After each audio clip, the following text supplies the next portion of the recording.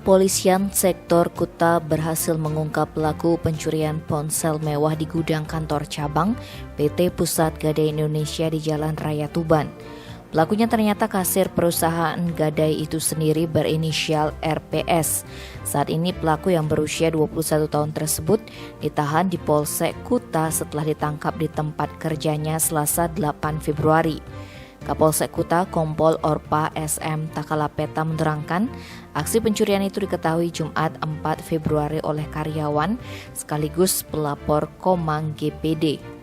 Kejadiannya sekitar pukul 10 ketika wanita asli Buleleng ini mendapat tugas memeriksa stok, opname, dan pengecekan barang sesuai jadwal di tempat kejadian perkara.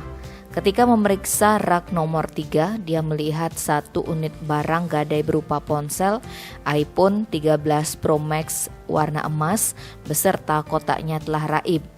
GDP lantas melanjutkan ke rak yang lain, ternyata di rak nomor 10 dan 31 barang gadai berupa kwitansi gadai dan casing iPhone juga hilang. Kemudian wanita itu mencoba memeriksa ke semua rak barang, namun ketiga barang tersebut tidak dapat ditemukan.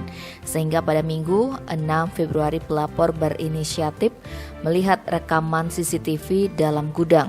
Ternyata biang keroknya adalah RPS, karyawan di bagian kasir.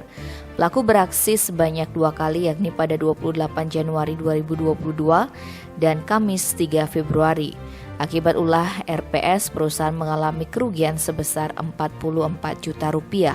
Setelah dilaporkan ke Polsek Kuta, RPS diamankan di tempat kerjanya beserta barang bukti Selasa 8 Februari. RPS yang tinggal di Jalan Pelabuhan Benua, lingkungan Pesanggaran, Pedungan, dan Pasar Selatan ini disangkakan diancam pidana maksimal 5 tahun.